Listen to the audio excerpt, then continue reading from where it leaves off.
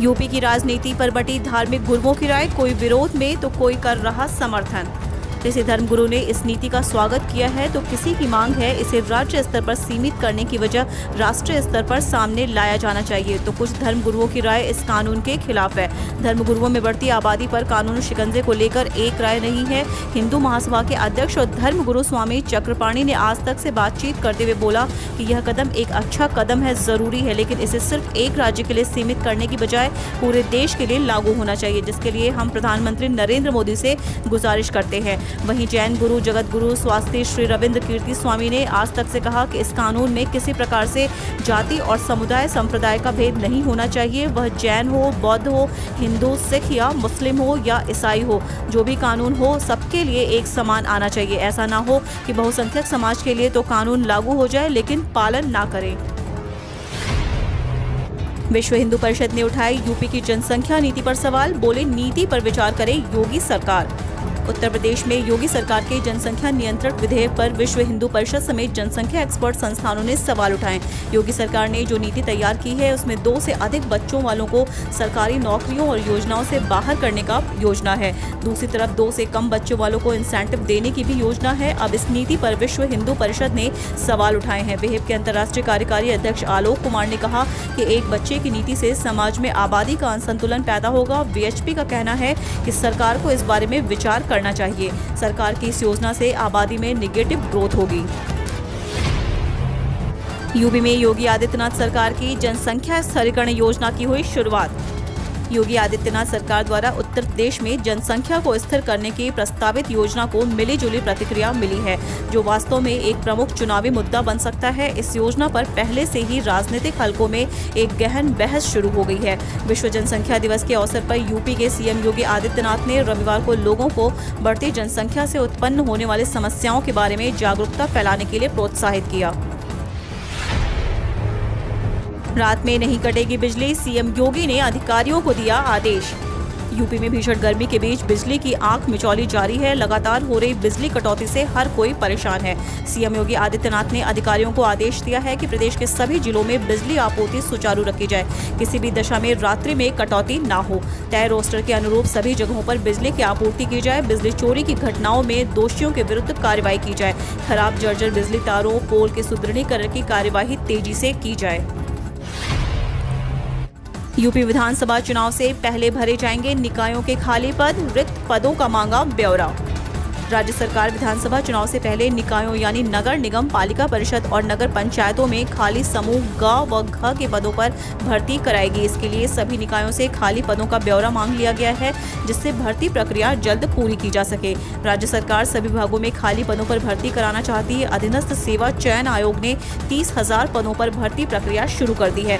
स्थानीय निकाय निदेशालय चाहता है कि निकायों में जितने भी खाली पद हैं उनको भी विधानसभा चुनाव से पहले भर लिया जाए। प्रदेश में मौजूदा समय में 707 निकाय हैं। इनमें पहले से खाली 320 पदों पर भर्ती का प्रस्ताव अधीनस्थ सेवा चयन आयोग को भेजा जा चुका है। इसके साथ ही हाल में ही खाली होने वाले पदों के बारे में जानकारी मांगी गई है। सीएम योगी आज से फिर शुरू करेंगे जनता दर्शन कार्यक्रम, जानिए टाइमिंग। मुख्यमंत्री योगी आदित्यनाथ कोरोना संक्रमण कम होने पर एक बार फिर सोमवार से जनता दर्शन कार्यक्रम शुरू करने जा रहे हैं। जनता दर्शन कार्यक्रम कोरोना संक्रमण बढ़ने के बाद बंद कर दिया गया था। मुख्यमंत्री अपने सरकारी आवास 5 कालिदास मार्ग पर जनता दर्शन कार्यक्रम के अंतर्गत प्रातः 9 बजे से लोगों से मिलकर उनकी समस्याओं को सुनेंगे और उनके समाधान के लिए संबंधित अधिकारियों को आवश्यक दिशा निर्देश देंगे। कोरोना संक्रमण के कारण जनता दर्शन कार्यक्रम का आयोजन स्थगित किया गया था। संक्रमण की स्थिति में निरंतर हो रहे सुधार के दृष्टिगत मुख्यमंत्री ने जनता दर्शन कार्यक्रम को पुनः शुरू करने का फैसला किया है। ऐसे छात्र वेबसाइट पर नहीं देख पाएंगे अपने यूपी बोर्ड के नतीजे। यूपी बोर्ड के हाई स्कूल और इंटरमीडिएट कक्षाओं के परिणाम एक सप्ताह में घोषित होने वाला है। ऐसे में बोर्ड परीक्षा की तैयारी में जुटा हुआ है। दरअसल इस बार परीक्षा रद्द कर दी गई थी, इसलिए स्टूडेंट्स को उनके रोल नंबर नहीं मिले थे। ऐसे में बिना रोल नंबर के रिजल्ट देखना स्टूडेंट्स के लिए थोड़ा मुश्किल होगा। जिन स्टूडेंट्स के पास नामांकन और रजिस्ट्रेशन संख्या वो तो नतीजे देख सकेंगे, लेकिन जिनके पास ये दोनों नहीं हैं उन्हें अपने स्कूल जाकर ही रिजल्ट पता करना होगा। इस मामले में बोर्ड की तैयारी भी पूरी है। बोर्ड स्टूडेंट्स का ब्यौरा लगातार सही कर रहा है। जिससे रिजल्ट जारी करते समय किसी प्रकार की समस्या न आए। आपको बता दें कि 10वीं और 12वीं के 56 लाख से ज्यादा छात्र छात्राओं को बेसब्री से रिजल्ट का इंतजार है। परिणाम बोर्ड की आधिकारिक वेबसाइट www.upmsp.edu.in पर देखा जा सकेगा।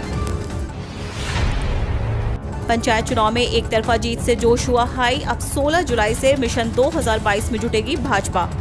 जिला पंचायत और क्षेत्र पंचायत चुनाव में एक तरफा जीत हासिल करने के बाद भाजपा अब मिशन 2022 में जुटने जा रही है। आगामी 16 जुलाई को प्रदेश कार्य समिति की बैठक होने जा रही है, जिसमें विधानसभा चुनाव की तैयारियां ही मुख्य एजेंडा होगा। यह बैठक वर्चुअल होगी, जिसका उद्घाटन पार्टी के राष्ट्रीय अध्यक्ष जेपी नड्डा दिल्ली से करेंगे। प्रदेश के पदाधिकारी और क्षेत्रीय अध्यक्ष भाजपा प्रदेश कार्यालय से इस बैठक में जुड़ेंगे। इससे पूर्व पार्टी के प्रदेश पदाधिकारियों की बैठक 15 जुलाई की शाम को प्रदेश कार्यालय में होगी।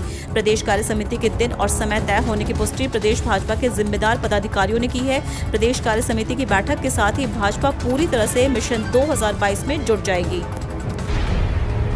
यूपी में 50% से अधिक सीटों पर महिलाएं बनी ब्लॉक प्रमुख, दिखाया जीत का दम। प्रदेश में हुए ब्लॉक प्रमुख की 825 सीटों के चुनाव में 50% से अधिक पदों पर महिलाओं ने विजय हासिल की है।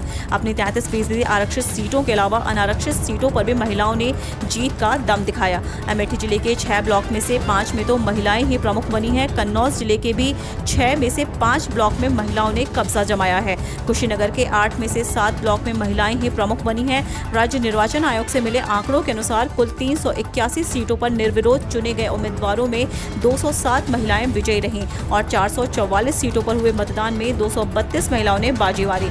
इस तरह से कुल 825 ब्लॉक प्रमुख पदों में से 439 पदों पर महिलाओं का कब्जा हुआ। जहां तक अनारक्षित सीटों पर महिलाओं की जीत का सवाल है तो 45 सीटों पर महिलाएं निर्विरोध ब्लॉक प्रमुख चुनी गई और 50 सीटों पर चुनाव लड़कर उन्होंने ब्लॉक प्रमुख का पद हासिल किया। पश्चिमी यूपी और पूर्वांचल के इन जिलों में आज भारी बारिश के आसार। मौसम विभाग के अनुसार उत्तर प्रदेश और एक बार फिर मानसून मेहरबान होने वाला है। मौसम निदेशक जेपी गुप्ता ने बताया कि ग्रीष्म लहर में उमस और चिपचिपी गर्मी से बेहाल प्रदेश के जनजीवन को अब राहत मिलेगी। रविवार को प्रदेश के विभिन्न हिस्सों में हुई बारिश मानसून के फिर से सक्रिय होने से पहले की बारिश है। राज्य में 14 जुलाई तक बदली बारिश का सिलसिला जारी रहेगा। उन्होंने बताया कि सोमवार को पश्चिमी उत्तर प्रदेश के कुछ हिस्सों में और पूर्वांचल के उत्तरी हिस्से में भारी बारिश होने की संभावना है। अब राज्य में पछुआ हवा का प्रकोप खत्म हो गया है और इसका रुख पूर्वा का हो गया है। इस वजह से अब बादल बरसेंगे। बीते 24 घंटे के दौरान राजधानी लखनऊ समेत प्रदेश के विभिन्न हिस्सों में कहीं गरज चमक के साथ बौछारें पड़ी।